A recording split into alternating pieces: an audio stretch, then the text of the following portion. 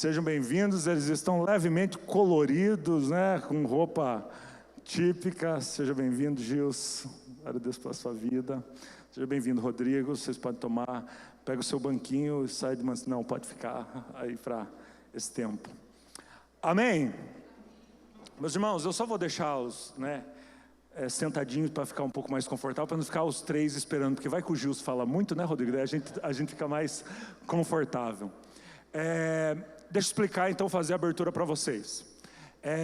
Eu fui chamado pela Junta de Missões Mundiais, em parceria com a Igreja Batista do Bacaxeri, para convidar pessoas. Aqui eram vagas limitadas, nós não tínhamos muitas vagas, mas tinham que ser pessoas da área do empreendedorismo. Então nós estávamos conversando com o Rodrigo, que é nosso promotor de missões, que foi responsável lá na época dos meninos que estiveram na África.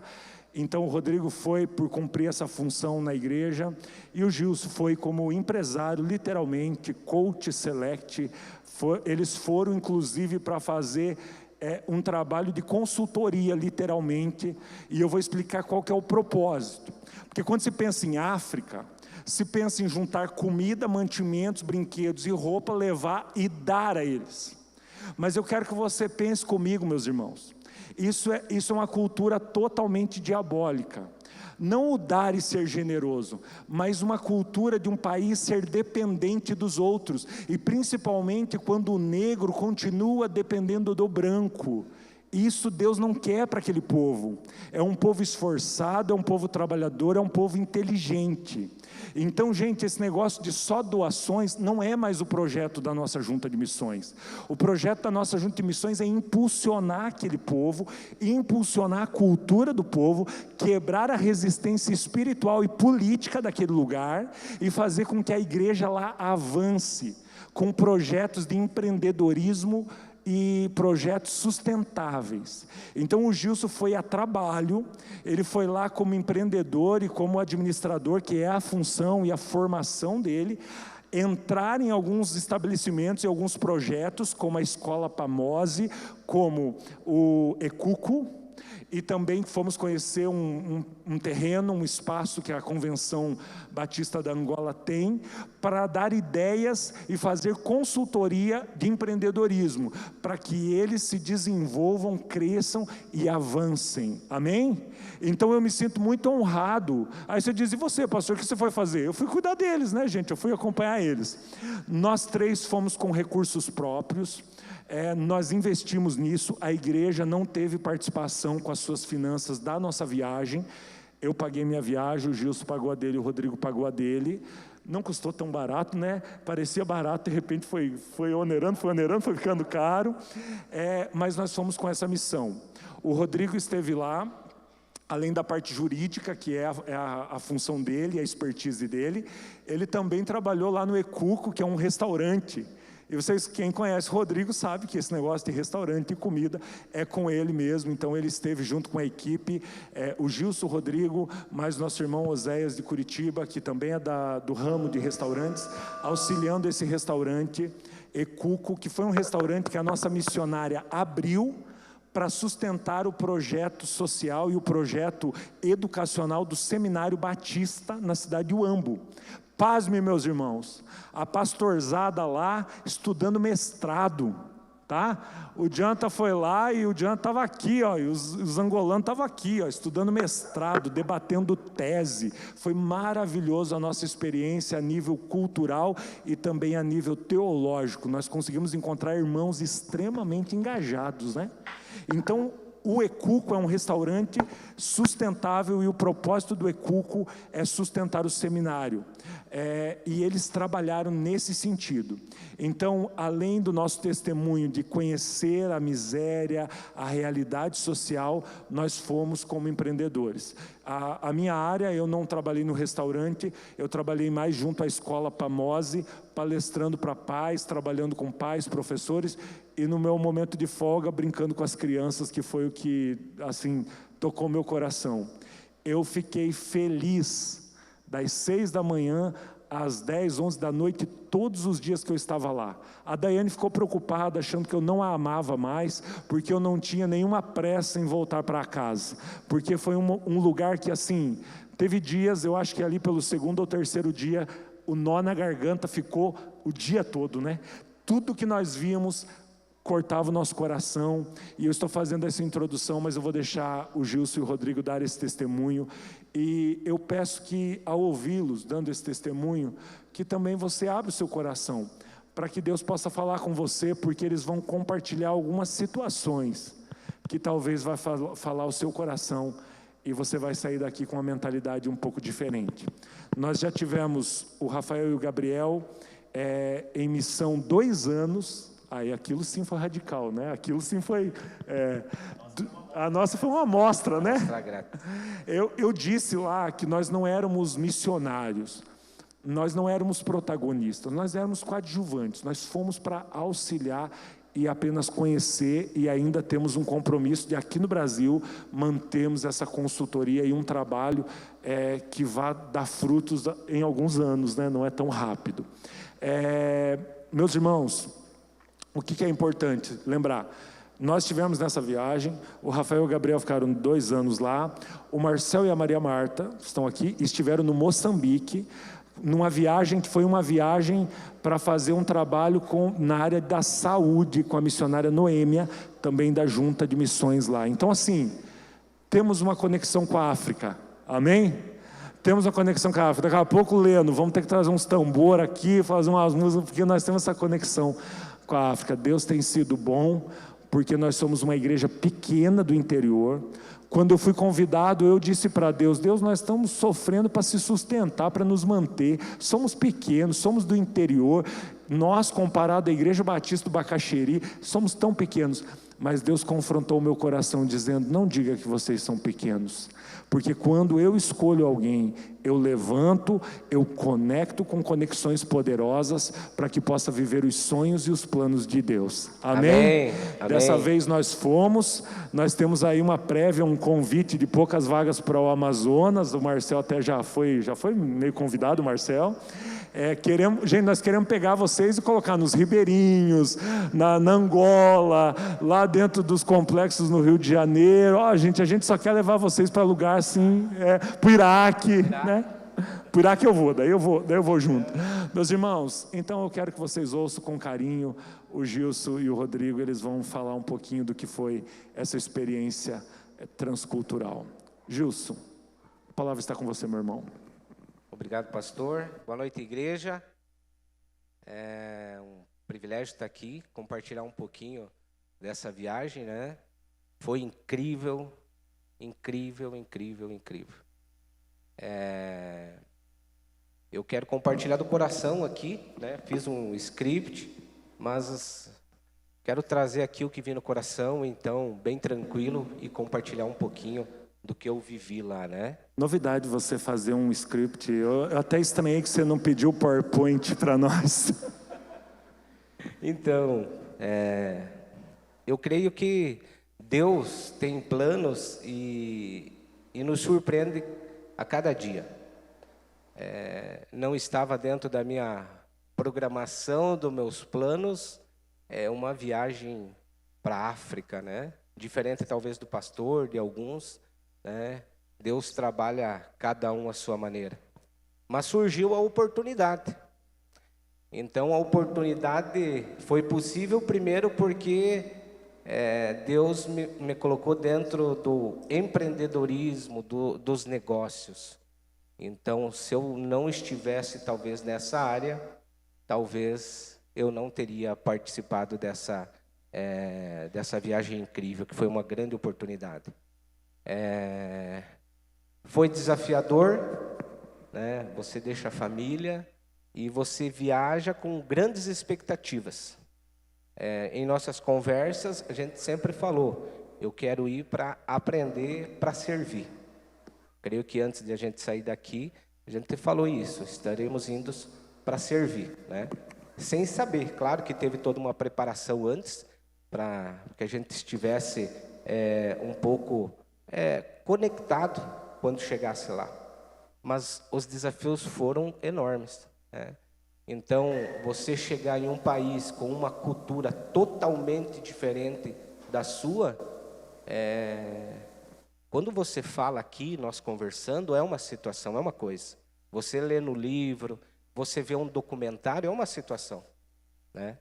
Agora, quando você se depara num aeroporto, com pessoas estranhas, com costumes, hábitos, pessoas diferentes, né, com vestimentas diferentes, você começa a ter impacto. Você começa a perceber que você é uma pessoa que está meio perdida ali, né? Então, você vai tendo que se conectar.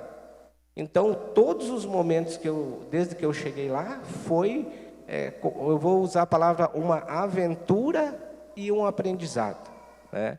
E eu não sabia a cada hora, a cada momento, o que poderia acontecer. Eu que sou uma pessoa que gosto de programação, né, e ter um plano, percebi naquele momento que o plano, naquelas alturas, muitas vezes não funcionava, né? Não, todas as vezes não funcionava. Praticamente, né? Então, nós chegamos lá, a programação era para ter 3 vans, só tinham 2 carros, nós tínhamos muitas malas, né? E os carros não eram carros assim como os nossos, com os mesmos cuidados. Então, foi bem desafiador. No carro que eu fui, inclusive, eu fui na parte de trás, estava muito calor, o Rodrigo estava comigo no carro, não abria o vidro e não fechava. E não tinha ar-condicionado, né? Então, ali começou o desafio, né? Porque eu sempre acostumado a andar com a janela aberta. Mas, enfim, foi vários desafios. É como se eu tivesse entrado num portal e estado em um novo mundo, né? Uma multidão de pessoas, né? As mulheres, crianças, jovens, parece que estavam todos dentro do mesmo local. Então, era uma multidão mesmo, realmente. Na chegada já, né? Na chegada já, né? Na chegada. Então, isso assustava um pouco, sem organização nenhuma, né? O trânsito precário, né? Então, era uma bagunça, bagunça. Quem já foi ao Paraguai aqui? Quem já foi ao Paraguai? Multiplique por 10, até no higiene, né? Até no higiene multiplique por 10. Então, tudo isso, quando você entra numa jornada dessa, numa missão, né? Ainda nós chegando em Luanda, no aeroporto, e começando a pegar a estrada, nós tínhamos ainda praticamente 700 quilômetros pela frente, né? E muitas horas, então, alguns companheiros ainda ficaram para trás, você tinha que esperar, você parava. Então, foi assim a nossa viagem até nós chegar ao destino, que era o Ambo lá. Nós chegamos por volta, acho que foram mais de 10 horas de viagem, 3 né? da manhã, né? Nós saímos umas 11, meio-dia, e chegamos 3 da manhã, né? Às 3 da manhã. Ele falou que estavam levando algumas malas, inclusive eles estavam levando a mala do pastor, né? Porque na hora da divisão dos carros, nossas malas tiveram que ir num ônibus. E eu fui junto com as malas. Você vê, né, a situação, né, como que funcionam as coisas, né? E a sorte não é para todo mundo, gente. Alguns têm mais sorte que os outros, né? O meu ônibus bateu, tá? Na saída daquele trânsito, daquela muvuca, bateu. Na verdade, ele bateu bem fraquinho, mas daí o cara ficou com raiva e acertou um negócio e quebrou o nosso ônibus. Aí aquela viagem que já ia demorar pra caramba, demorou muito mais. Eu achava que o Gilson e o Rodrigo iam estar no hotel, descansando, tudo. Quando eu cheguei no hotel, eles chegaram depois de mim ainda. Eu não sei o que eles fizeram naquela viagem, foi o meu ônibus que bateu, mas eles chegaram depois de mim ainda. Nós passamos, e deixa eu falar um detalhe antes do Gilson continuar. Sem dinheiro, porque nosso dólar não valia, tinha que trocar por kwanzas, o cartão não aceitava, calor. O ônibus que eu estava eram de angolanos, eles tinham kwanzas para comprar comida no caminho, para comprar água, e eu não tinha. Então, na verdade, desde a chegada no aeroporto, às 6, 7 da manhã, a gente não comeu, né? Porque lá naquele lugar a gente tomou água com gás, e eu sem comer, com fome. Aí tentei pagar com dólar, não deu. Aí comecei a conversar. Gente, tagarelei, eu cheguei com um curso sobre Angola, cheguei lá no hotel, já sabia assim um monte sobre Angola, por causa que eu fui junto com o pessoal angolano, conversando e tudo. 2 detalhezinhos da viagem, tinha ratinho assado no caminho, tá? Então se você tivesse kwanzas, eu não tinha, daí não pude comprar, tá, gente? Mas tinha rato literalmente, tá? Rato assado. Eu acho que o Rodrigo, que é da culinária, deveria ter experimentado, porque ele gosta de experimentar coisas diferentes. Deveria, né, Rodrigo? Mas ele também não tinha kwanzas, né? Quando parou o ônibus, as pessoas desceram fazer xixi ao redor do ônibus, mulheres, homens, todo mundo se abaixando ao redor do ônibus, fazendo xixi, fazendo suas necessidades ao redor, e eu pensei, minhas almas, e agora? O pior não foi isso, o pior é que eu segurei o máximo que deu, chegou num ponto que não deu para segurar mais, numa daquelas paradas para fazer xixi, eu desci também, e aí aconteceu um detalhe sobre a comida, eu não tinha, eles conseguiram ainda parar lá no lugar e jantar, mas o meu ônibus não foi lá. E aí o que aconteceu, gente? A primeira coisa que me aconteceu na Angola, uma angolana chamada Cristina, no final da noite, percebendo a minha fome, a minha situação, ela me deu 1000 kwanzas. Ela disse, quero dar uma oferta para você. Eu disse, eu vim na Angola para abençoar eles e já estou ganhando uma oferta na chegada, né? Já estou ganhando uma oferta na chegada. 1000 kwanzas deu para comprar 2 pacotes de bolacha recheada, uma água. Eu dei um pacote para o Oséias, que estava também no mesmo ônibus que eu, e dividi a minha com o Júlio. E aí tomamos água, aquilo foi a minha janta. Cheguei lá comendo ainda, o Rodrigo. É que eu não estava com o Gilson, Elisandro, porque o Gilson foi com comida e voltou com comida naquela mochila. Ele tinha pote, né, Rodrigo? Ele tinha salgadinho, ele tinha Mirabel, ele tinha, não sei, e ele dizia assim, a Elisandra que colocou aqui. E eu não estava no mesmo carro que o Gilson e eu não tinha nada na minha mochila, então eu passei um pouco de fome. Ele só não sabia que essa mala estava com ele. Estava no ônibus. Estava no meu ônibus. Se eu soubesse, eu ia agradecer a Elisandra depois. Pode continuar, Gilson. Então, pessoal, foi incrível.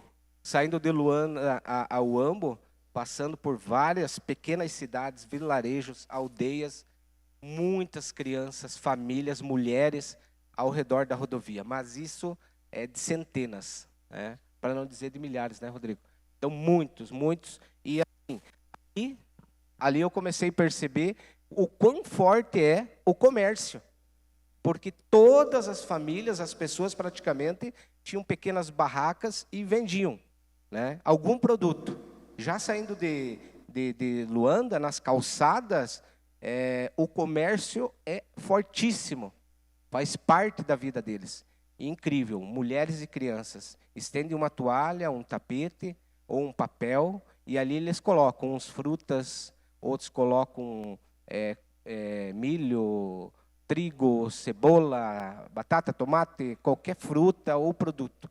Então, assim, elas ficam ali durante todo o dia vendendo.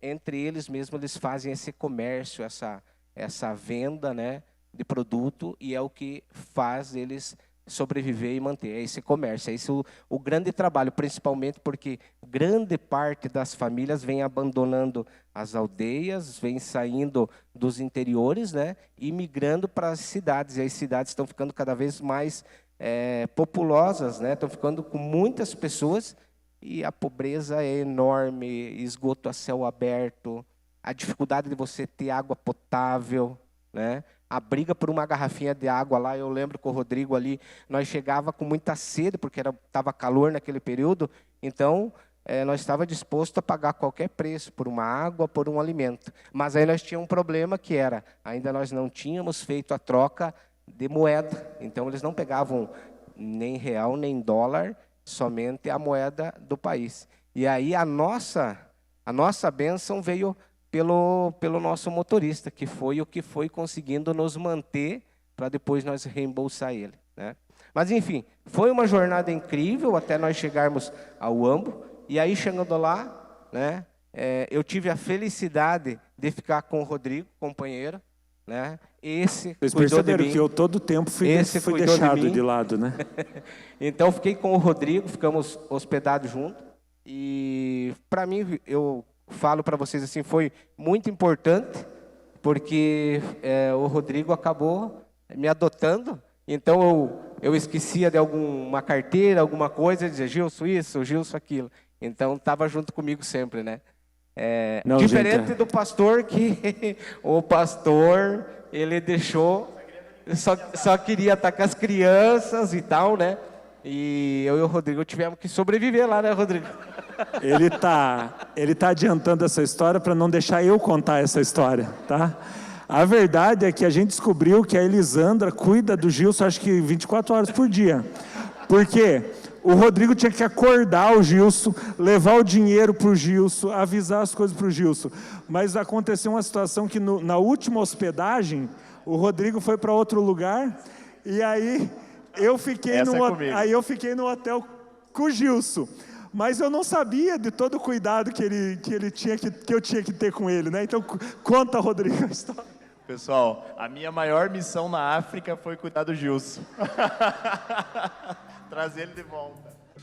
Ficamos uma semana juntos, tal, 9 dias. No 10º dia, o Gilson quis dar um apressadinho, desceu antes do ônibus e ficou com o Jonathan. Você quebrou. Ele separou e tal. Diz, olha, Gilson. Aí, beleza, acordamos no outro dia. Nós estávamos num condomínio até nível europeu, né? Saímos da realidade da onde nós estávamos e fomos para um lugar para passar o último dia em Luanda. A última hospedagem, o último dia, que era só o dia de pegar o voo. Ó, tô tocando uma musiquinha. Muito bom, meninos, muito bom. Na última hospedagem a gente ficou num hotel mais sofisticado e foi nesse que o Gilson caiu no meu quarto. E daí? Aí acordamos cedo, tal, fomos saindo para tomar o café num local que nós tínhamos combinado. Eu perguntei primeiro pro Jonathan, cadê o Gilson? Ah, eu não sei, eu tô aqui, o Gilson deve estar lá dentro do quarto. Eu tava igual o Caim, por acaso eu sou o babá dele, por acaso, né? Eu tava igual o Caim. E eu preocupado com o Gilson. Daí fui perguntar pro missionário Diego, né? Eu disse, Diego, cadê o Gilson?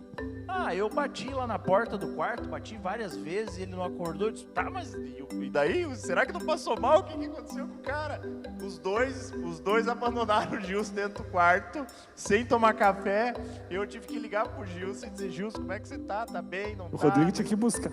Não, uma hora o Gilson olhou pra mim e falou assim, você tá com a minha carteira? Eu disse, eu não, tô com a minha. Acho que até isso o Rodrigo tava carregando. Mas, pessoal, tem muitas histórias assim, né? Vamos contar a história séria agora, né? Vamos contar agora, a história séria. Deixa eu compartilhar, né? Então, assim, dá a impressão que quando você diz eu vou para a África, eu vou fazer um turismo. No nosso caso, não. Realmente foi desafiador, né? A gente brinca com algumas situações assim, que fazem parte, vão ficar registrados na nossa memória para sempre, né? Brinca dos cuidados. Mas, assim, tivemos, então, no primeiro dia ali uma reunião de alinhamento com o grupo que estava ali, né? Uma pessoa do Rio Grande do Sul, né? Pastor do Rio Grande do Sul, nós aqui de Freiburg e alguns pastores integrantes ali de Curitiba. Então, assim, tivemos uma reunião de alinhamento para ir começar, assim, então, os trabalhos. No dia posterior, tivemos o descanso, almoçamos e nos preparamos para ir, então, na quarta-feira, né, cedo, começar essa jornada. E aí começou o desafio. Aí fomos, então, primeiro fomos à escola Pamosse, né? E ali eu confesso para vocês, tá? Ali foi meu primeiro grande impacto, porque uma escola com uma infraestrutura precária, com a igreja anexo a essa escola, e assim você vê famílias assim à beira das ruas, né, fazendo seu comércio, vendendo, grande parte mulheres, né, jovens, pessoas idosas também. O que era impressionante para mim, ficou marcado, era a alegria que eu via estampado no olhar dessas pessoas. Era incrível. E nenhuma das pessoas a qual eu tive a oportunidade de conversar, eu percebi reclamação ou a pessoa desanimada, triste. Olha, gente, é incrível. Incrível você ver aquelas pessoas com uma alegria, transbordando alegria e sem nada. Simplesmente o fato de você estar presente, para eles já era motivo de gratidão a Deus.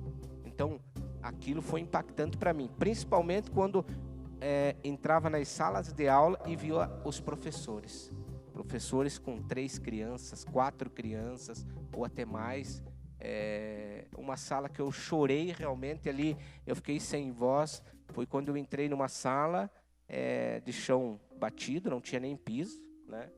Calor, calor, calor. Professor de jaleco branco, de óculos, ele era cego, né? E tinham 3 alunos ali. Os alunos cegos também, né? E os alunos também, nossa, gente, eles buscando aprender, o professor alegre, feliz, as crianças ali, né, desenvolvendo o aprendizado, e assim, sem energia, sem luz, sem condições. Para nossa cultura, praticamente nenhum de nós talvez se submeteria, estaria ou pegaria essa missão para estar ensinando aquelas 3 crianças. Então aquilo para mim foi impactante, porque muitas vezes nós queremos auditório cheio, queremos muitas pessoas, e ali estava um professor com 3 crianças, sem condição nenhuma. Na nossa cultura, sem condição, mas para ele o suficiente era uma folha em branco. E ele tinha um aparelho que escrevia em braille, então ele cego, ensinando as crianças cegas a escrever e fazendo as folhas ali com as mensagens, né? Isso. Então, assim, isso vai formando todo um quebra-cabeça de tudo que eu fui vivendo dentro dos dias que eu estive lá.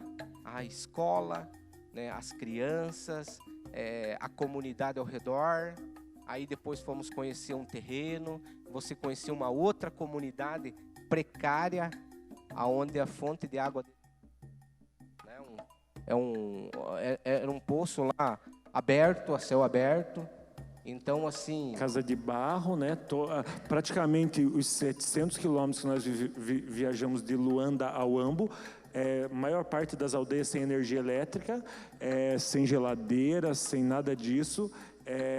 Tudo feito com adobe, né? É um tijolão de barro que eles fazem no chão, constrói a casa, extremamente calor, então as pessoas ficam nesses comércios, eu acredito até que para não voltar para casa, porque não tem nada em casa, e o comércio é assim uma sobrevivência diária, né?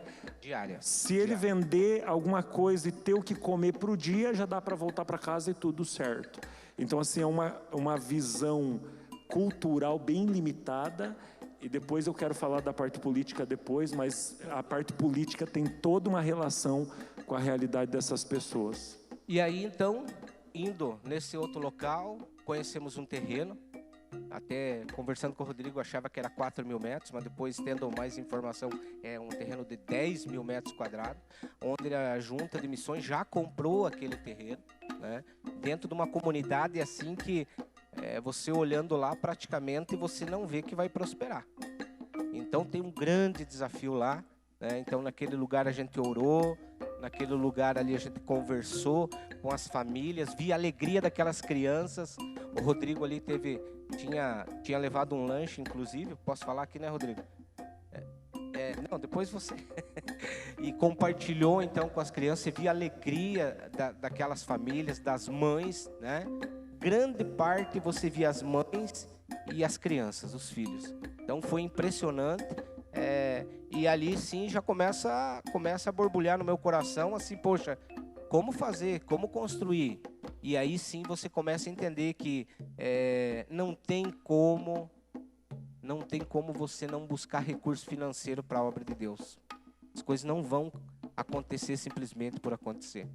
Então o primeiro passo, a Junta de Missões já investiu no terreno, comprou um terreno, e aí agora vai ter um grande desafio nesse projeto, que é construir uma escola que possa atender a uma comunidade carente, sem condições.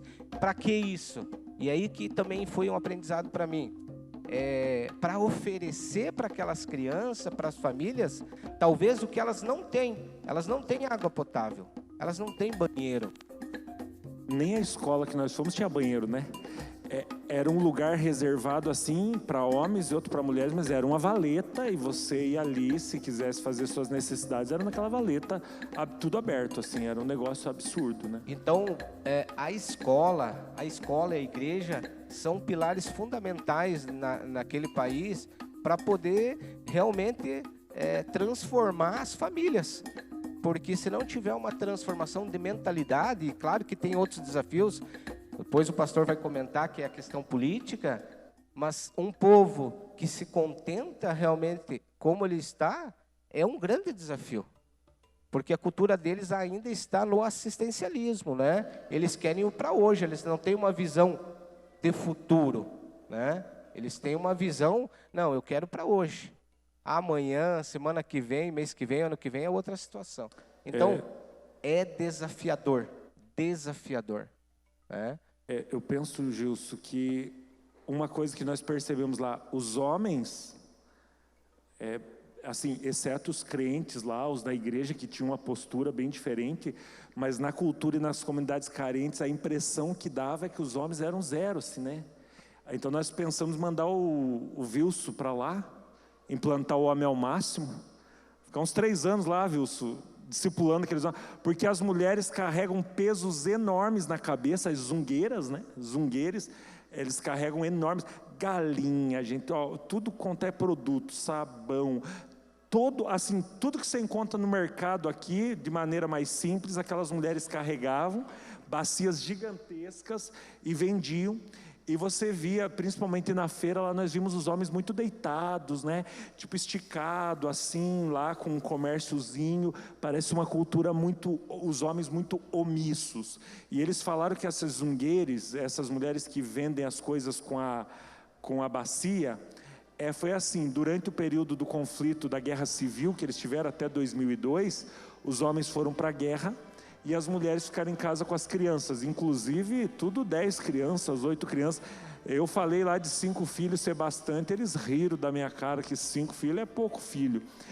Leite Ninho no supermercado tinha lata desse tamanho, assim, né? Arroz, vendia arroz de 50 quilos, né? Acho que era 50 quilos aqueles pacotão, né? Então, assim, as mulheres começaram no período da guerra a ir para as ruas vender. Quem plantava um pouco de tomate vendia, o outro vendia batata, e eles faziam esse comércio. Savana, então assim, não é um clima desértico, né? É seco, é árido, mas assim, eles conseguem produzir algumas coisas. E essas mulheres puxando, então foi uma das coisas que eu percebi muito forte, as mulheres puxando a cultura, né? No Brasil as mulheres puxam também, mas lá a gente viu um negócio assim os homens bem mais retraídos, bem mais escondidos, as mulheres e as crianças mais à frente, né? Então vou deixar o Rodrigo contar um pouquinho. Eu acho que na história do Rodrigo você vai falar ali das crianças lá daquele lugar.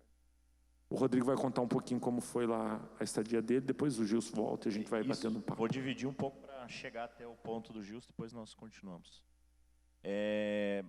Bom, desde a nossa chegada, como o Gilson falou, a gente acaba caindo a ficha, né, dessa mudança cultural a partir do momento que a gente se depara, né, com a alfândega. Nós chegamos lá num galpão, né, para fazer um novo teste de Covid, embora a gente já tivesse feito aqui no Brasil. E ali o que mais me chamou a atenção naquele momento era o calor, né? Uma diferença de temperatura muito acentuada. E não sei se os meninos perceberam, mas nós tínhamos dentro do aeroporto pessoas com blusa de lã. E nós estava extenuado de tanto calor. O aeroporto sem ar-condicionado e sem água, né? E nós estava sem dinheiro, então foi um início radical mesmo, né? E então nesse caminhar da viagem, que foi todo esse desafio, o que mais me chamou a atenção é justamente o pessoal dizer assim: não, vocês estão indo agora para Uambo, lá é uma cidade fria, fiquem tranquilos, lá não vai ter o mosquito da malária porque é muito frio. Nós chegamos lá, estava 37 graus e um calor extenuante.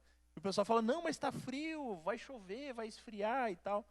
E nós, naquela dificuldade do calor, as pessoas normalmente, até perguntei depois para um pastor qual era a situação de não usarem o ar-condicionado com frequência nas casas e nos carros. Eles falaram que eles se sentem muito resfriados se ligar o ar-condicionado. E nós estava quase morrendo, né? Estava que nem o frango. no verão. Muito quente. Eles não têm hábito também de gelar a água, o refrigerante. Geralmente era uma temperatura... Era tudo quente, né? Tudo quente. Água com gás quente. Assim, as geladeiras, eu fui ver a temperatura, 20 graus, 22 graus, né? A temperatura da geladeira. Entregava para nós quente aquela água. Eu, quando cheguei no Brasil, uma das primeiras coisas que eu fiz foi tomar uma água gelada, coisa mais boa. Eles não tinham esse hábito, então foi uma das coisas que começou a marcar a gente, porque o calor era muito forte, então você queria uma água gelada, não tinha, e você pedia, por exemplo, me dá uma água com gelo e limão, né, que a gente tem o hábito. Não tinha gelo, quando nós achamos um restaurante, nós fotografamos, filmamos, conseguimos achar gelo, porque era uma situação cultural deles, né, eles... fisiologicamente, eu acho que estão preparados para aquele calor, para aquela temperatura. Então, eles não sentem, né? A questão do ar-condicionado é uma coisa que para eles causa resfriado, água gelada também. Então, isso era uma das coisas que me marcou bastante no início, assim, e uma das dificuldades. Como o Gilson falou, nosso carro não tinha, o vidro dele não abria, mas chegava uma hora que o calor que entrava era mais quente, já não sabia se ficava para fora ou para dentro.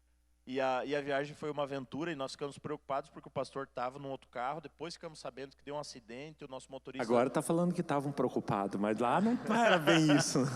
E aí o nosso motorista ficou esperando por diversas vezes para que pudesse todo o grupo se encontrar novamente. E uma das coisas que me marcou também é que cada fronteira de cidades nós tínhamos uma fiscalização de polícia do governo. Então tinha que mostrar documento, falar o que estava indo fazer.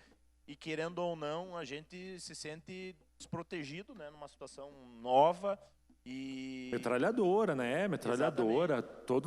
Assim, vários... E não era um lugar que passava pela polícia. Parava, os caras vinham com a metralhadora. Também essa brancaiada dentro desses carros aí, tinha que ver o que estavam inventando, né?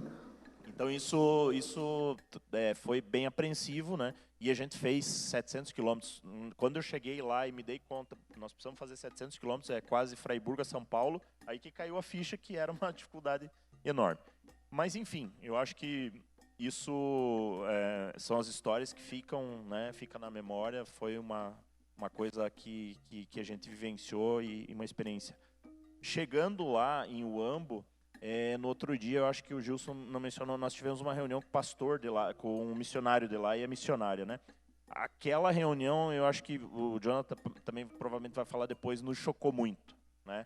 Em relação ao que eles nos passaram, não vou falar, depois você pode complementar, mas em relação à política, né? Aquilo nos trouxe uma visão assim que nós até aquele momento não tínhamos. Por exemplo, nós chegamos lá, e a companhia aérea, que é uma companhia do governo, entrou em greve. Previsão da finalização da greve, dia 16, nós tínhamos passagem de volta dia 11. Eu falei para os meninos, não vou falar em casa e vocês não falem, porque eu estou com a esposa grávida, ela não pode se incomodar. Mas aquilo gerava uma apreensão em nós, né? O pessoal falando, olha, quando for postar, não faz referência à questão de governo, né? Passaram um checklist, né, do que a gente deveria observar em relação a isso. De repente dentro da igreja vai ter alguém que vai estar espiando em relação ao governo. Aquilo começou a dar uma adrenalina em nós, né? Ele falou que tinha espiões dentro da igreja e na rua, na loja, onde nós fomos comprar o chip, o rapaz começou a perguntar para mim coisas e depois o pastor falou, você viu que ele começou a perguntar coisas para você? Porque tem pessoas do governo em vários ambientes, né? E que vão querer saber o que essas pessoas estão fazendo aqui, né? Meio que assustou a gente, né? E daí quando ele falou assim, vocês agora que compraram o chip, vocês estão bloqueados, o governo vai estar sabendo tudo que vocês estão falando. Daí que nós ficamos mais preocupados ainda, né? Ele falou que estava grampeado o nosso negócio. Eu passei 10 dias sem falar do Bolsonaro, não falei nada desse período. E por coincidência, a pergunta que nos faziam em todos os lugares, desde o primeiro lugar que a gente chegou no aeroporto, era: em quem você votou? Lula ou Bolsonaro? Em todos os lugares, na alfândega foi a primeira coisa, na chegada, né? E o pastor só foi avisar a gente um dia depois. Eu já estava lá pregando a direita e falando contra o socialismo, tudo. Eu passei a viagem, esses 700 quilômetros, eu converti todo mundo no ônibus para a direita. E aí o pastor falou, pelo amor de Deus, não fala nada disso aqui, os caras estão de olho em vocês. Por isso que eu e o Gilson decidimos no quarto, vamos se afastar um pouco do Jonathan, porque ele deve estar em risco. Eu quase fui... Alguém vai levar o Jonathan de madrugada embora. Mas era isso, né? Isso nos trouxe uma apreensão natural, né? Mas nos fez também valorizar o trabalho dos missionários que estão lá. Eu, como promotor de missões, não tinha ideia do que é a missão lá na ponta. Vim aqui, pegar o microfone, dizer que é apaixonado por missão e não sair daqui da nossa cidade, eu vou confessar para vocês, não tem sentido, né? Nós passamos 10 dias, foi uma amostra grátis do que é fazer missão.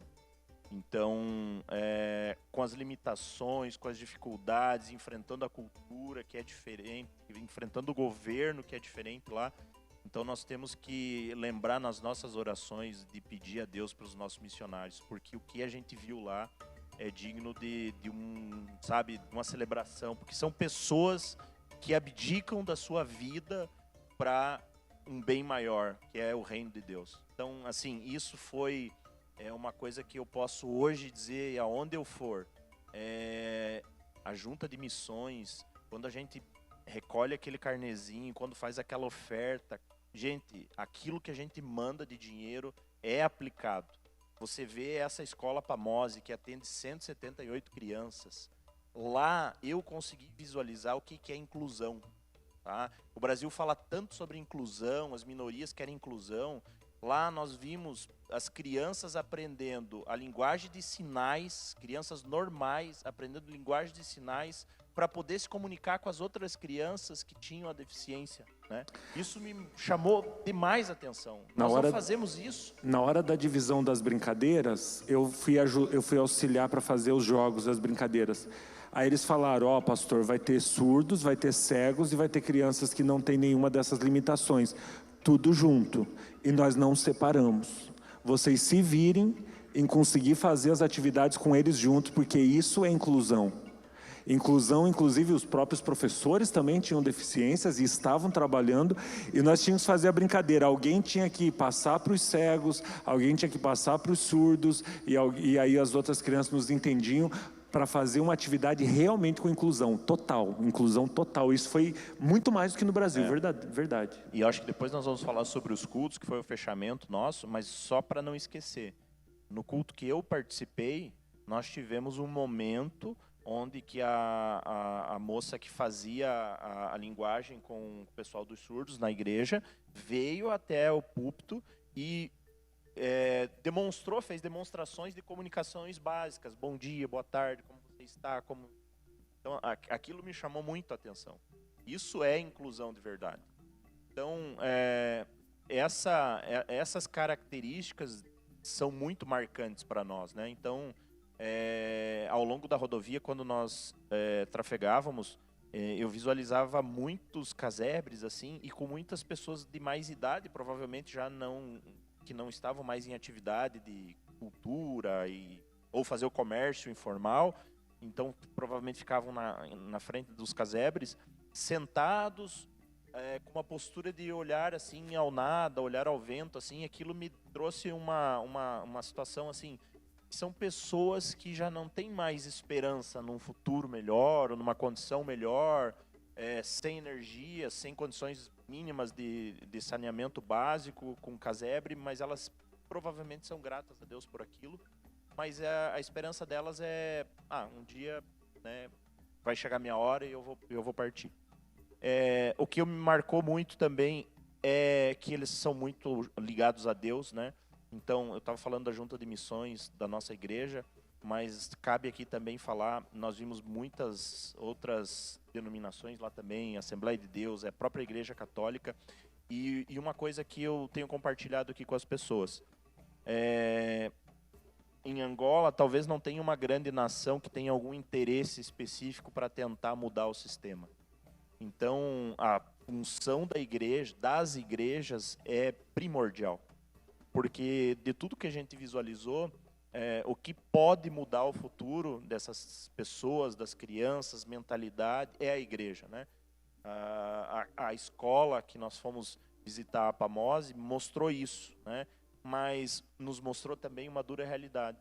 que quando o Jonah estava brincando lá, eu não estive nesse dia, mas eu vi nos vídeos, nós estávamos atendendo lá as 150, 170 crianças, para fora, em cima dos muros, tinha mais 300 crianças que queriam estar Umas 200, 300 crianças começaram a vir ver a brincadeira e começaram a subir e aglomerar assim. E aí o que aconteceu? Eu falei para o pastor, eu vou lá para fora. Eu fui lá para fora e chamei as crianças para brincar. E juntou, veio vindo crianças, só que começou a vir os adultos, porque disse que eles acham uma coisa extraordinária ver um adulto brincando. Um adulto branco, sentado no chão, rodando, agarrando aquelas crianças, porque cada um que pegava lá queria agarrar, queria trazer tudo embora.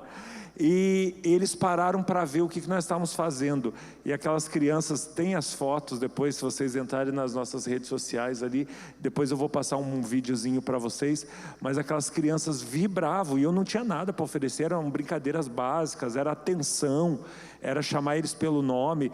Nós aprendemos uma palavra que era o cumprimento de manhã, no dialeto, né? Bandu, o bando, é uma coisa assim, né? O Assali, eu lembro que é Não, à tarde. o Alali. O Alali Mas eu de estou dizendo manhã. o nome do dialeto, acho que era o bando, uma coisa assim. Aí nós falávamos o Alali. Quando nós falávamos o Alali, Parecia uma principalmente palavra os idosos... mágica. Hã? Parecia uma palavra mágica. Parecia uma palavra mágica, porque era o quê?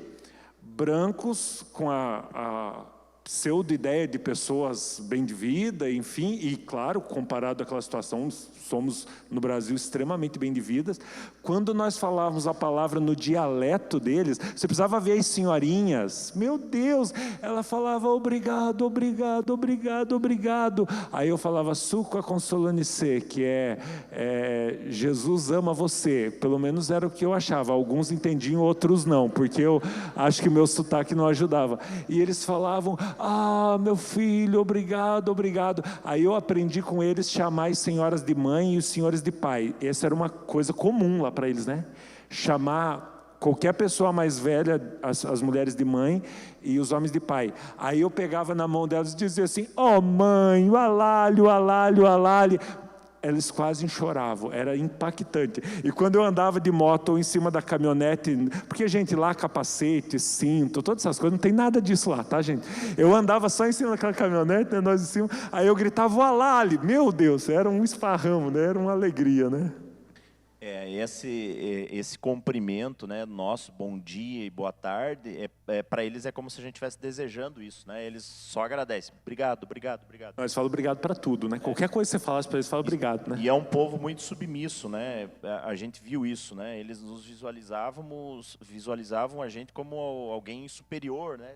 Vinham sempre prostrando e tal. Percebia-se isso, né? Herança do colonialismo, tá, gente? Era isso aqui, ó.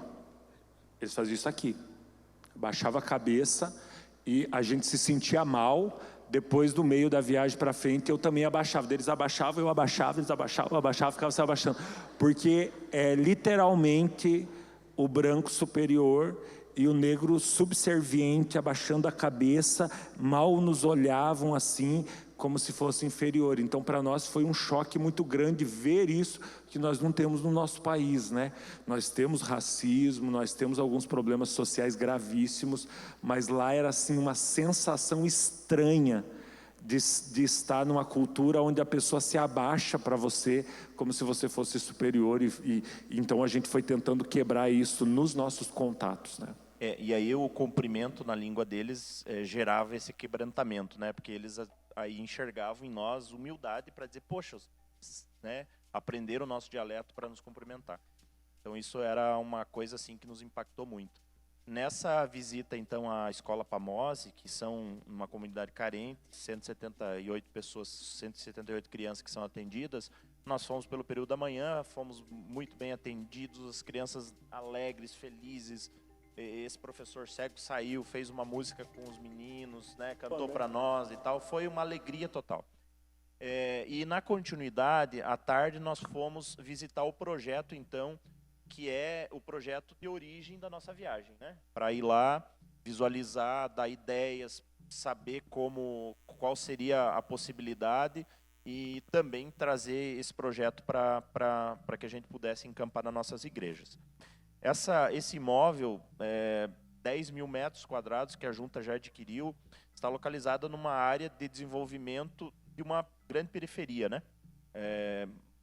Nós vimos lá muitas crianças, muita pobreza, muito lixo, as crianças no meio do lixo, as crianças buscando um pouquinho de comida, tomando água do próprio esgoto, coisas horríveis. Mas o que me chamou muito a atenção é que nós chegamos nesse local e as crianças, diferente do que nós tínhamos visualizado nessa escola Pamossi, as crianças estavam quietas, não tão falantes, não tão, né? E aí acho que alguém perguntou, né? Aí as crianças falaram, mas é que nós estamos sem comer, já faz 1 dia, 2 dias e tal, e não tinha nem ânimo para brincar. Nós recebemos a orientação dos missionários, do pessoal que estava nos assessorando, por favor, gente, não deem nada, porque vocês não vão conseguir ajudar todo mundo. Em vez de ajudar, vai ficar ruim. Então, não se contenham, não façam doações e tal. Mas eu confesso para vocês que eu tinha uma caixa de paçoquinha, com 20 paçoquinhas dentro, e eu não consegui me conter, porque eu visualizei os meus filhos e vendo aquelas crianças sem refeição, né? Então, graças a Deus eu consegui tirar aquela caixinha que Deus tinha preparado e deu exatamente 20 paçoquinhas, né? Você fazer um ato desse, meu Deus, você vê as crianças sair correndo, se jogando por causa daquele doce que eu consegui abençoar aquelas crianças naquele dia, foi alguma coisa assim demais impactante para minha vida. Eu falei para a Patrícia, se eu tivesse aqui comigo todo o dinheiro que eu tenho, eu voltaria sem nenhum real, porque não faz sentido a gente juntar riqueza e ver uma criança mendigando um prato de comida. É demais, isso corta muito o nosso coração. Eu fiz um vídeo de uma das mães sem chinelo e ela gritava e pedia, por favor, me dá um chinelo, por favor, me dá um chinelo, eu preciso de um chinelo. E ela mostrou para nós a enxada, que ela ganhava a vida para sustentar os seus filhos, o marido tinha morrido, pagava aluguel e precisava capinar para poder pagar o aluguel e dar o alimento para as crianças. Aquilo foi um tapa na nossa cara e no final ainda eu consegui, depois que todo mundo tinha ido para as caminhonetes, sozinho, chamei aquela senhora, ela correu até mim e eu consegui abençoar ela com o valor de um aluguel que dava 1.500 kwanza. Eu acho que isso quase ninguém viu, porque eles, como tinham me repreendido, eu disse, mas eu vou, dessa vez, fugir, porque eu não consigo. Aquela mulher saiu gritando, caindo, pulando, sorrindo. E eu digo para vocês, é uma coisa que me chocou demais, é um ressignificar para a nossa vida, né? Coisas pequenas que a gente precisa ter consciência de que a gente pode fazer. A nossa igreja pode fazer. Nós temos o privilégio de ser uma igreja missionária e eu tenho certeza que a partir dessa viagem várias outras virão para que a gente possa de alguma forma a gente sai de Fraiburgo. Eu confesso para vocês, eu saí de Fraiburgo pensando o seguinte: eu vou lá ajudar eles, eu vou lá de alguma forma ajudar eles. Mas eu digo para vocês que o que eu trouxe é infinitamente mais do que eu deixei para eles. Então, a alegria de viver com tão pouco, a alegria de verdade, né?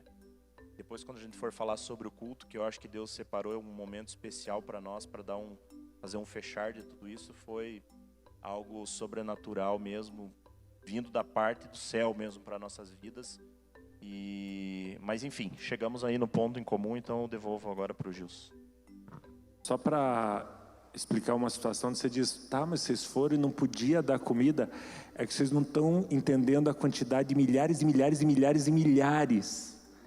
Tipo assim, para nós dar comida, isso que o Rodrigo fez foi contra a orientação e tudo certo, mas foi assim, para o coração não aguentar.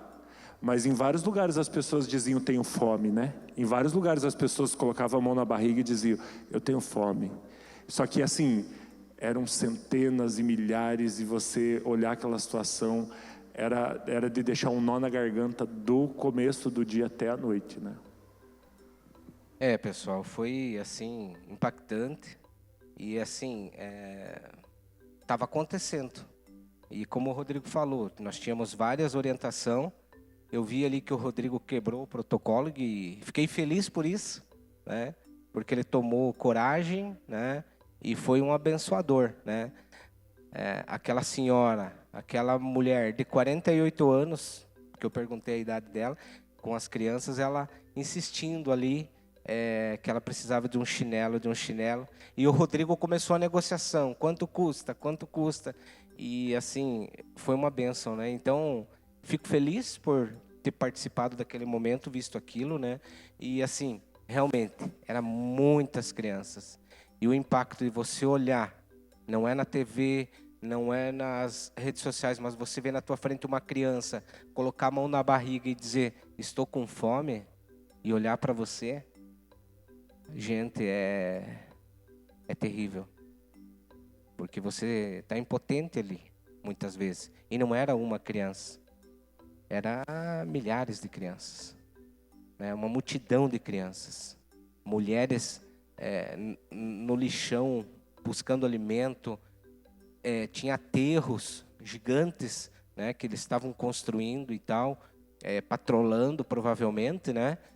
E assim mesmo o pessoal estava mexendo, tentando buscar algo para se alimentar. E não era pouco, não era um local isolado. Nós andava quilômetros, né? Nós andamos de Luanda a Uambo, que é 700 quilômetros, e nós vimos isso. Só Todos os miséria, lugares. lixo, miséria. Miséria. Claro que nós não vamos se ater aqui, mas uma nação que tem luxo também, né? Do luxo ao lixo. Também tem pessoas lá ricas, pessoas que vivem numa condição talvez melhores que muitos de nós, inclusive, né? Mas a realidade que a gente conviveu nesses dias foi de realmente miséria, pobreza. Mas enfim, seguindo aqui, né? Temos muitas histórias, depois a gente pode estar compartilhando, para a gente seguir uma sequência e estar dividindo com o Rodrigo, com o pastor. Saindo desse local, aí... Eu não me lembro a ordem, Rodrigo, pastor, mas nós tivemos, final do dia, eu acho que foi nesse dia, uma reunião com o grupo todo, com os pastores, né? E a fazenda, né? Então teve, então vou voltar. Então no dia seguinte, visitamos mais um local, uma fazenda também, aonde o pessoal também com a expectativa de através dos empresários, buscar investimento. Tudo investimento, né? Dentro dos seus projetos. Então, a gente foi entendendo todo esse emaranhado e tal, e assim, foi dado sugestões, foi visitado e tal, e vê que é uma região que tem grande potencial, realmente para investimento, realmente tem terra produtiva, né? Mas aí tem uma questão que o Rodrigo debateu um pouquinho, talvez o pastor fale mais adiante, é a questão política, né, que impacta diretamente a economia, né? Qual pessoa, qual empresário, qual investidor vai investir em um local onde você simplesmente investe e o governo pode tomar posse? Tanto que teve um supermercado, vou comentar isso, que a gente visitou, e as informações eram que ele ficou 2 anos fechado, porque o governo tem posse daquilo, né? E continua. Então, ele nomeia alguém para estar conduzindo, tocando e fazendo esse negócio girar. Então, basicamente, com as pessoas que eu conversei, com empresários de lá também, tive a oportunidade de me reunir numa igreja, o Rodrigo estava junto com 30 pessoas, alguns eram empresários, alguns empreendedores que têm o desejo de investir, mas realmente não sabe como. Não sabe como furar o sistema, como romper isso. Então, é um grande desafio. E essa foi uma das perguntas de um dos participantes. E esse participante, inclusive, ficou 6 anos no Brasil, né, em Criciúma, estudando ele com a esposa, né? Fizeram a formação, voltaram para o país, para Angola, estão trabalhando para o governo. Porque a melhor maneira hoje, né, na visão dele, é continuar ligado ao sistema.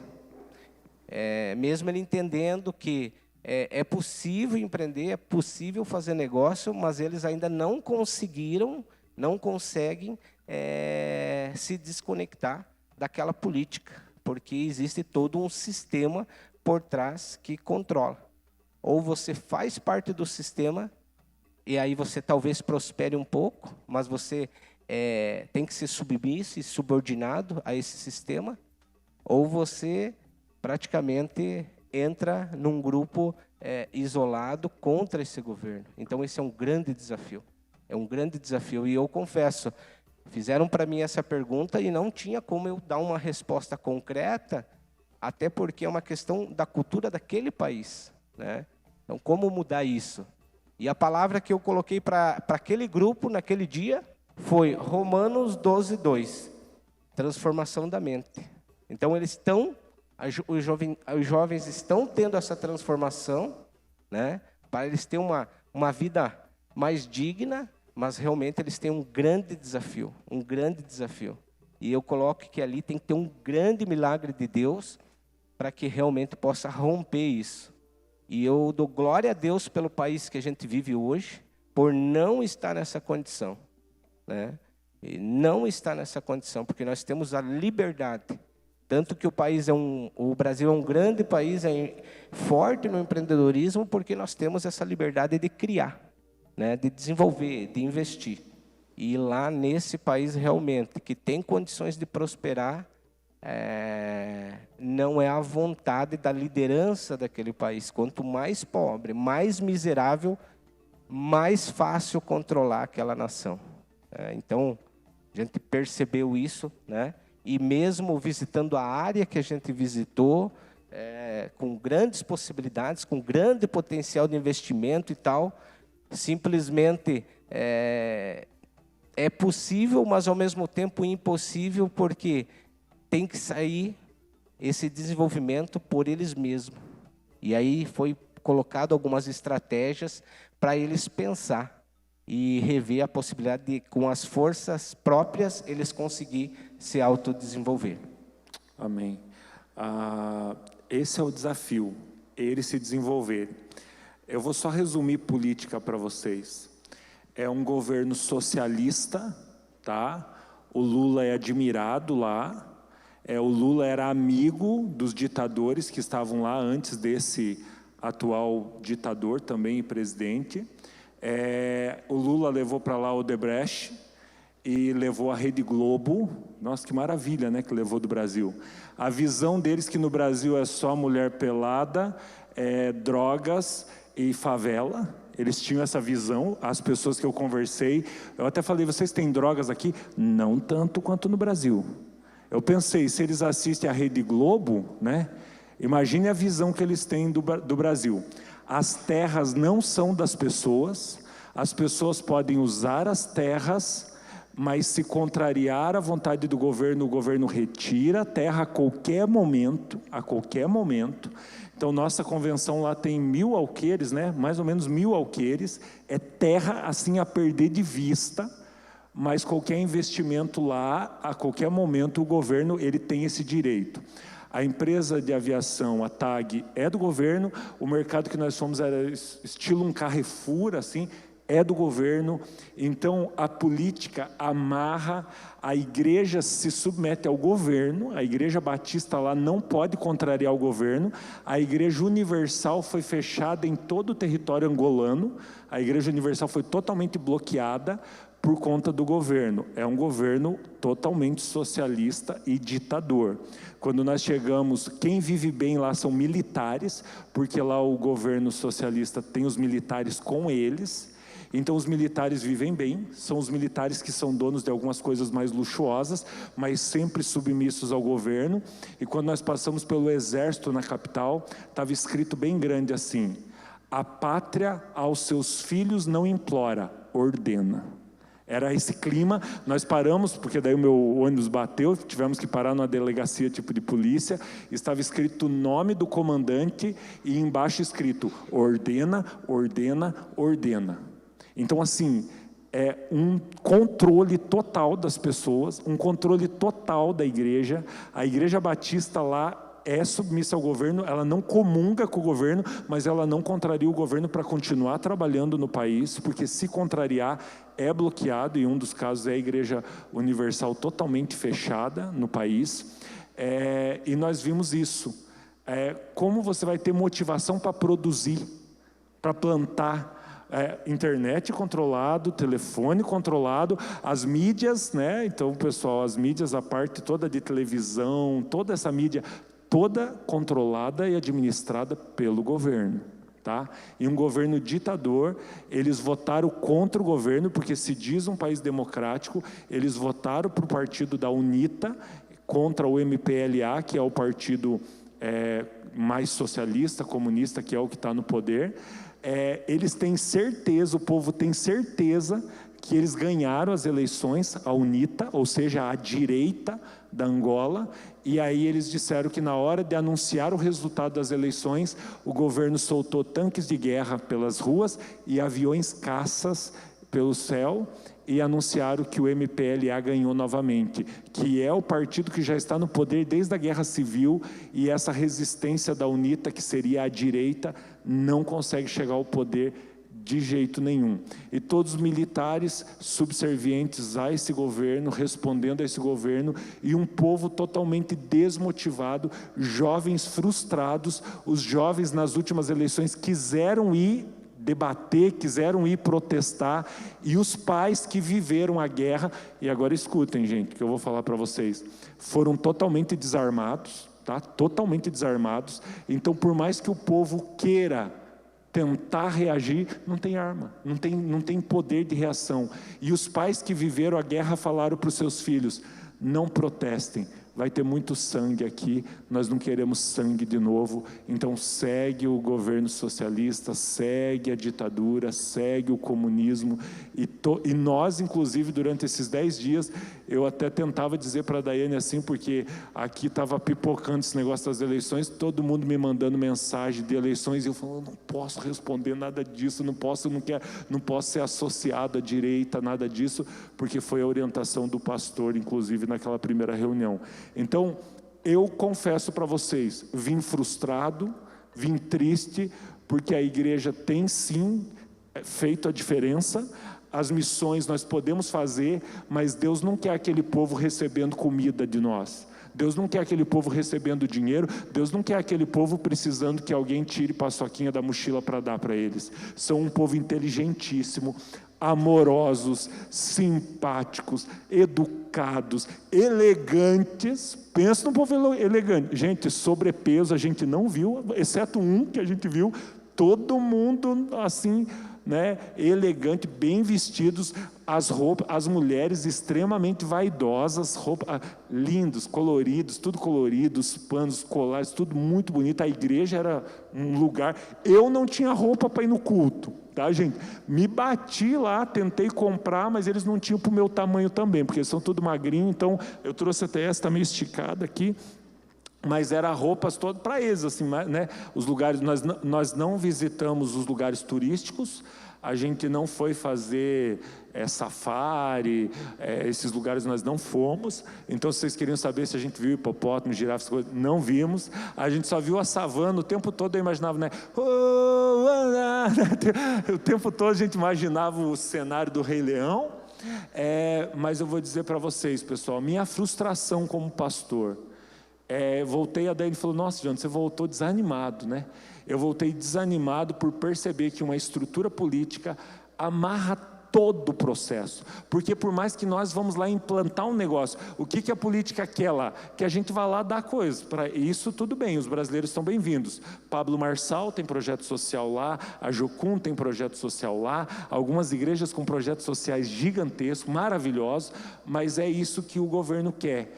Assistencialismo, que as pessoas continuem miseráveis, que as pessoas não cresçam. Só que as pessoas não querem mais, eles não querem mais depender dos brancos, depender dos outros. Eles querem crescer, se desenvolver e fazer aquilo que Deus está colocando no coração deles. Então é extremamente desafiador a questão política lá, gente. Eu vou dizer para vocês, me incomodou durante todo o tempo, né, Rodrigo Gilson? Todo o tempo, aquele incômodo no coração, e você andava pelas ruas, a foto do presidente, né, em todos os lugares, foto do presidente, a sigla do partido, em todos os lugares. Então, assim, a liberdade que nós temos no Brasil, ou a limpeza que nós temos no Brasil, o capricho, a oportunidade de prosperar, de se desenvolver, obrigado, Gilmar, as possibilidades que nós temos de abrir um negócio, de fazer um negócio, isso é tudo muito especial. Nós temos que agradecer a Deus, porque a parte política me deixou extremamente em crise, extremamente em crise.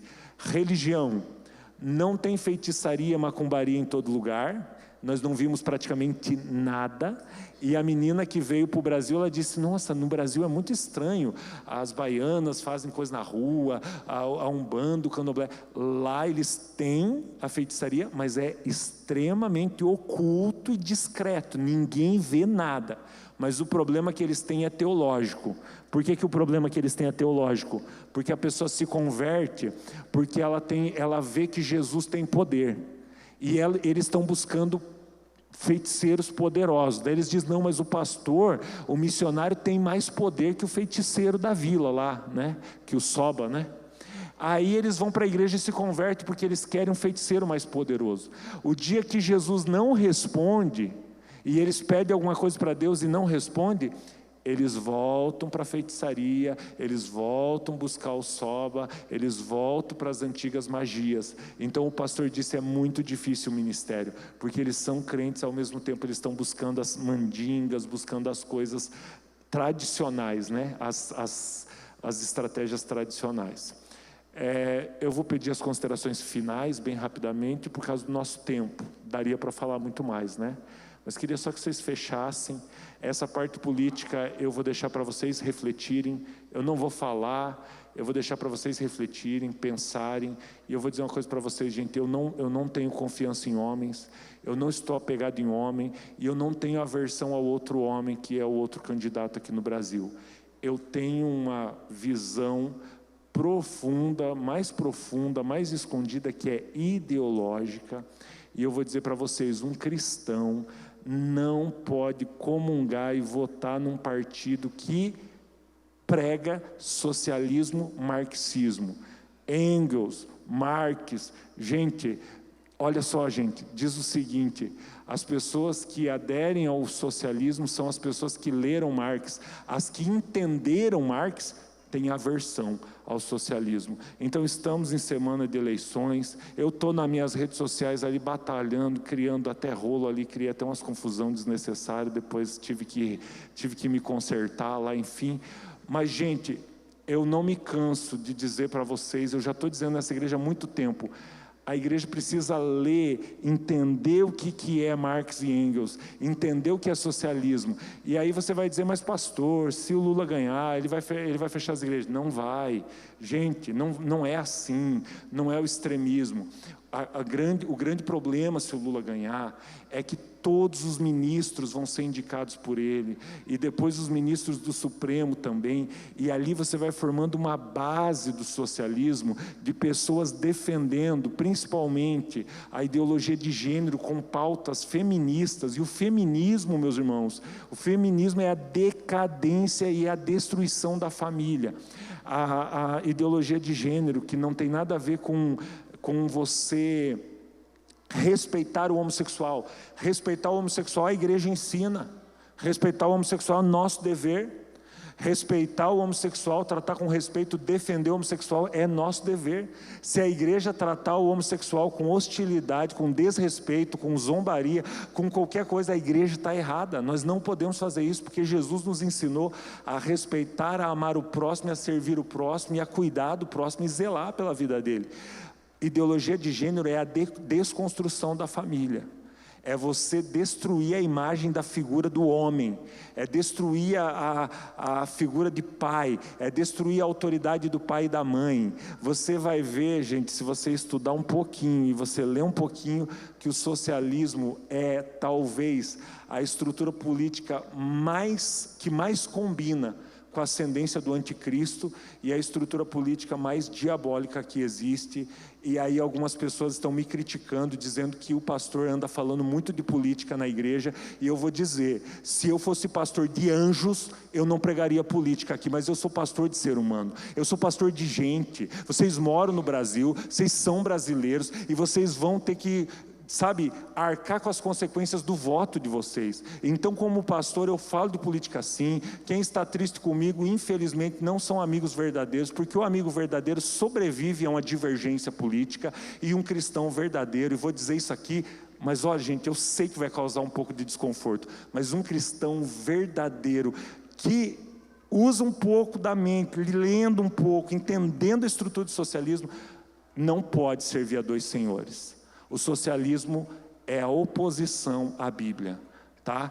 Porque a Bíblia defende a propriedade privada, a Bíblia defende a família, a Bíblia defende a fé com liberdade. A fé com liberdade. Então, meus irmãos, nessa última semana, que Deus abençoe o Brasil e nos ajude. Eu creio que nós vamos estar vendo um mover de Deus no Brasil, mas para isso nós precisamos tomar a nossa posição e fazer a nossa parte. Amém? Tá. Não só voto, não só orientação, também dobrar os joelhos, que é o grande papel da igreja. Toda sexta estamos tendo uma reunião de oração. Nessa sexta teremos uma grande concentração de oração. Nós que pentecostal, que me senti, grande concentração, né?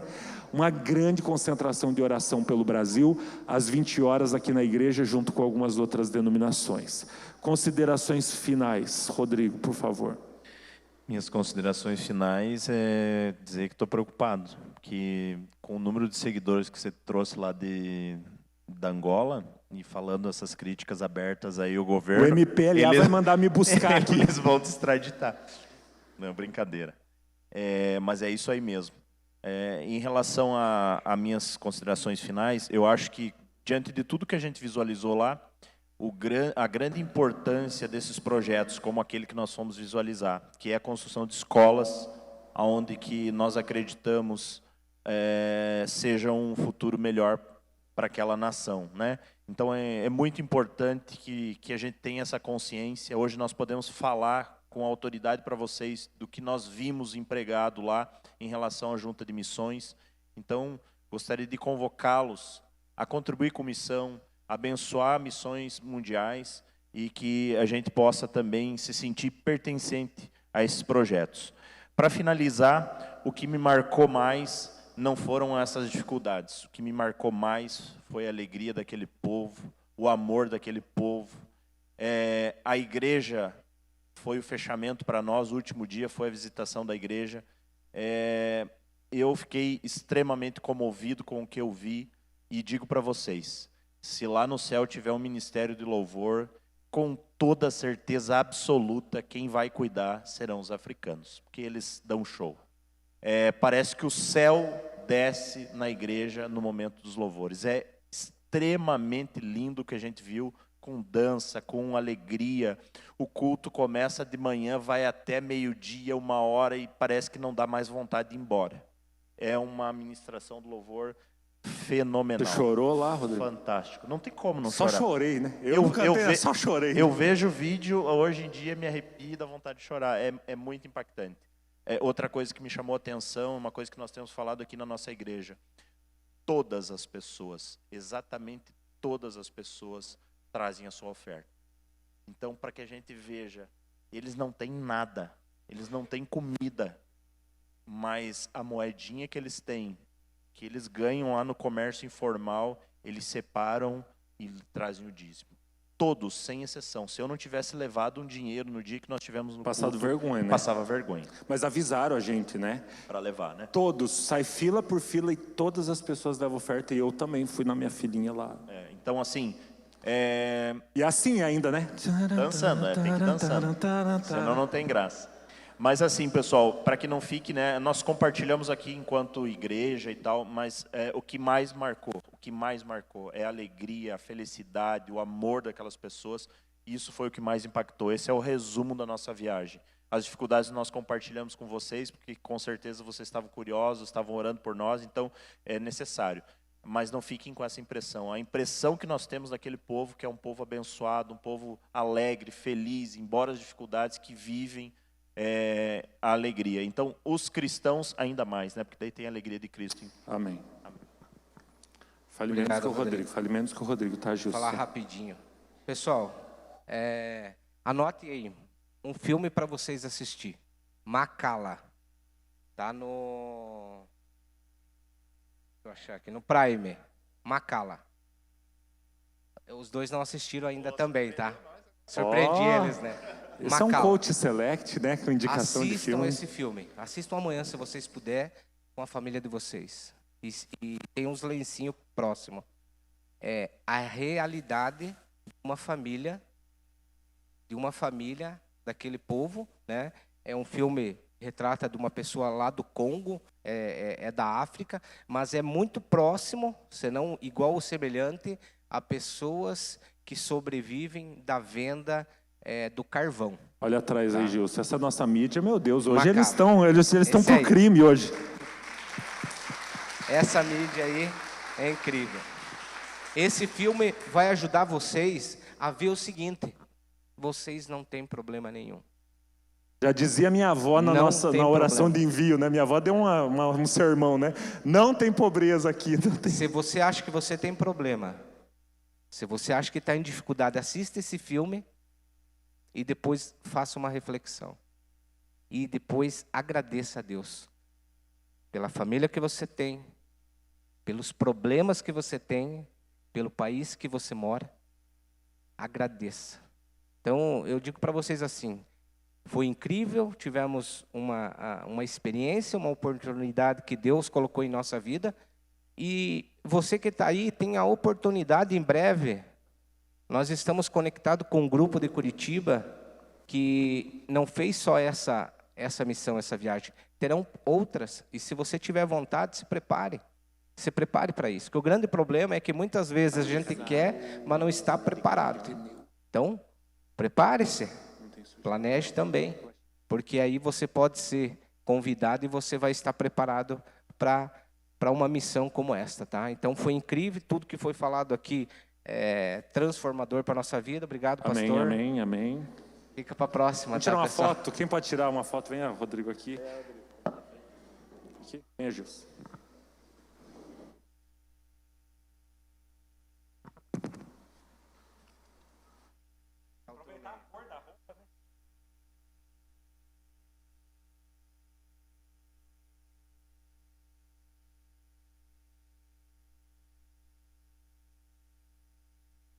Queria agradecer o Gilson e o Rodrigo, pedir um aplauso aos irmãos por essa história.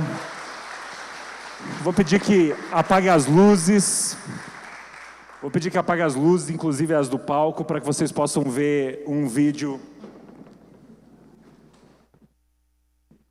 Um pouquinho do que foi essa nossa experiência lá na Angola, e a banda pode ficar preparado para, após o vídeo, cantarmos encerrando nosso culto.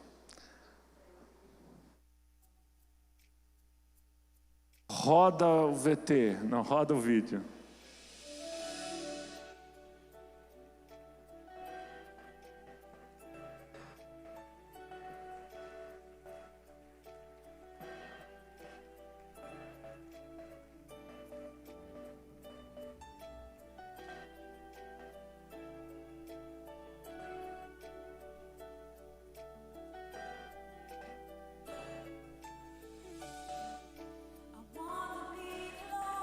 Mais uma criança ali no meio, né?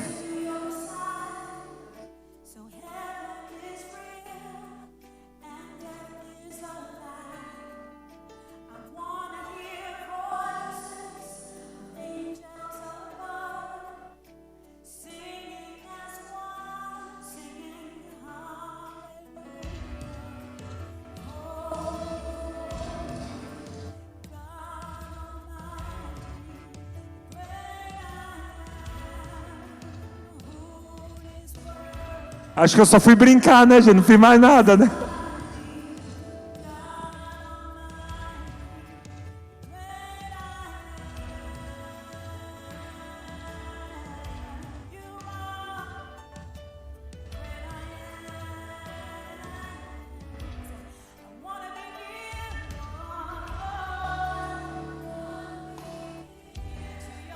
Os lacinhos de cabelo foi levado daqui, que as meninas e as irmãs da igreja fizeram. Vários lacinhos que elas estavam.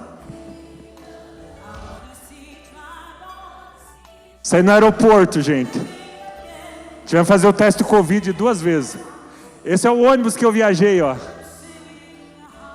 Aqui foi uns pentecostal que eu achei na rua lá. Aqui o terreno.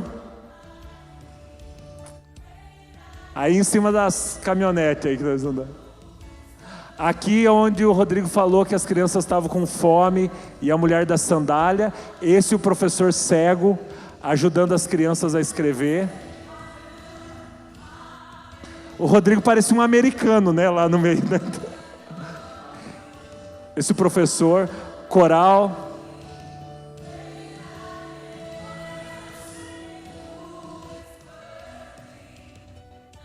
Aqui ele estava dizendo: bom dia, querida diretora. Uma educação maravilhosa.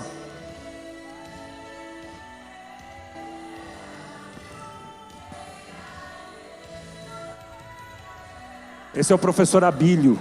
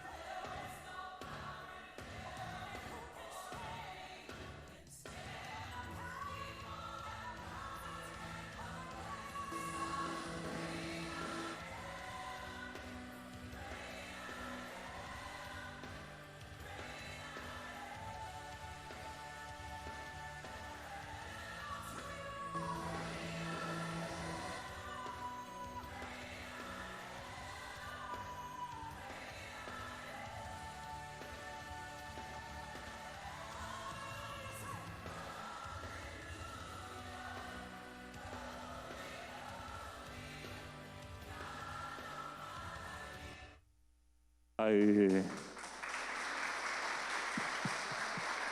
Você pode ficar em pé. Eu queria pedir você fechar os seus olhos, porque nós não tivemos uma pregação do Evangelho hoje, apenas os testemunhos, mas eu queria te pedir a fazer uma reflexão para nós orarmos encerrando esse culto e terminarmos esse culto com essa mensagem no coração. Primeiro, nós lembramos do que diz Romanos capítulo 10. Só vai ser salvo quem crer em Jesus Cristo, quem confessar Jesus Cristo como Senhor. Mas, como crerão se eles não ouviram falar sobre Jesus? E como ouvirão se não há quem pregue? E como pregarão se não foram enviados? Assim como diz as Escrituras, como são belos os pés daqueles que anunciam o Evangelho. Então, meus irmãos, eu não sei o que essa noite representa para você, mas talvez algumas pessoas ficaram com uma semente no coração. Talvez tenha alguém aqui que Deus está despertando e chamando para a obra missionária. Talvez na África, talvez no Brasil, talvez em algum outro lugar do mundo, mas talvez Deus está tocando seu coração. E o Espírito Santo está falando muito forte comigo que nessa noite pessoas tomarão essa decisão, e essa decisão ela é uma decisão muito séria. Então nós queremos orar por você. Se você não está sendo chamado para ir a uma obra missionária, para ficar lá, talvez essa noite despertou no teu coração o sonho de fazer uma viagem como essa, de ter uma experiência como essa e contribuir com a sua expertise, com a sua formação, através do esporte, através da saúde, através da educação. E eu quero dizer para você, é Deus que nos capacita e nos leva. Se você ficou com isso no coração, põe diante de Deus, diga: Deus, eu também quero experimentar isso e de alguma maneira contribuir. E eu creio que Deus também colocou no seu coração o desejo de abençoar a escola Pamose e os missionários que moram lá e fazer parte desse projeto. Hoje nós não temos ainda uma estrutura para levantarmos ofertas para essa escola, mas assim que nós nos reunimos com o Alexandre, pastor Alexandre da Junta de Missões Mundiais, nós vamos ter estratégias e talvez você vai poder contribuir. E eu creio que o Senhor vai estar te usando de maneira muito especial. Amém? E a última coisa, o último apelo que eu quero fazer a você. Talvez você seja um murmurão, reclamão, e a sua mãe, quando você era criança, já falava: as crianças da África não têm o que comer, e você reclamava. E eu vou dizer para vocês, certa estavam as nossas mães, elas estavam certas, porque realmente nós temos fartura e nós temos condições de resolver os nossos problemas, nós temos condições de superar os nossos problemas, e nós estamos no nosso país com muito mais oportunidades. Vamos orar? Vamos orar? Põe a mão sobre o seu coração. Pai, eu oro para que esse testemunho dessa experiência missionária, dessa experiência de conhecer essa nação, eu oro para que saia daqui, ó Deus, pessoas com esse chamado tenham sido despertadas. Nós oramos a Deus por adultos, por jovens, por pessoas que ficaram com um desejo no coração de fazer algo pelas nações, e a tua palavra diz que o Senhor vai enviar missionários, a igreja de Jesus vai enviar missionários até os confins da terra, e nós estamos em Fraiburgo, nós somos uma pequena igreja, mas nós queremos participar dessa grande comissão. Em breve o Brasil será a maior nação, a nação que mais vai enviar missionários do mundo. Nós estamos quase passando a Coreia do Sul e os Estados Unidos. Em breve nós brasileiros, ninguém dá nada para nós, mas em breve nós seremos a nação que mais vai evangelizar e enviar missionários para o mundo. Nós somos um celeiro espiritual. A nossa igreja parece uma igreja fraca, mas enquanto nós estamos olhando apenas para o superficial, Deus está levantando missionários, pastores, líderes profissionais. Deus, nós oramos para que nessa noite tudo que foi ministrado possa assim trazer diferença para as vidas, e que esse compartilhar, que esse testemunho possa ter impactado os corações, em nome de Jesus, amém.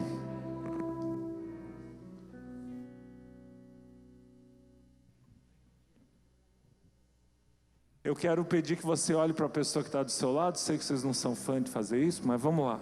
Olhe para a pessoa que está do seu lado e diga para essa pessoa assim: deixe Deus falar com você. Diga assim: talvez vai ser você que vai lá para o outro lado do mundo. Se a pessoa disse um amém bem rápido, talvez seja mesmo, né? A Janete disse que queria viajar com nós. Janete não, a Janete aqui nessa viagem não vai não, porque a Janete não ia voltar, ia querer ficar, né? Essas pessoas com o coração assim iam querer ficar. Meus irmãos, vamos cantar ao Senhor, vamos dizer: vem Jesus, vem Jesus, Maranata, ora vem Senhor. Vamos terminar cantando isso nessa noite. Vem Jesus, que Deus abençoe a Angola, que Deus abençoe as nações africanas, que Deus abençoe as nações do mundo, que Deus abençoe o Brasil, que Deus abençoe a nossa nação. Vamos dizer: vem Jesus, Maranata, ora vem Senhor. Vamos dizer bem forte: vem, vem Jesus, oh vem Jesus, vem Jesus, Maranata, ora vem Senhor Jesus. Vamos dizer mais uma vez: vem, vem Jesus, vem Jesus. Que o Senhor te abençoe e te guarde, que Ele faça resplandecer o seu rosto sobre ti, que Ele tenha misericórdia de ti e Ele te dê a paz, amém? Tenha uma boa semana, tenha uma semana abençoada em nome de Jesus. Maranata, ora vem Senhor. Só em ti, só em ti confiarei, eu nada temerei. pois eu sei que vivo estás e um dia voltará do céu pra nos buscar.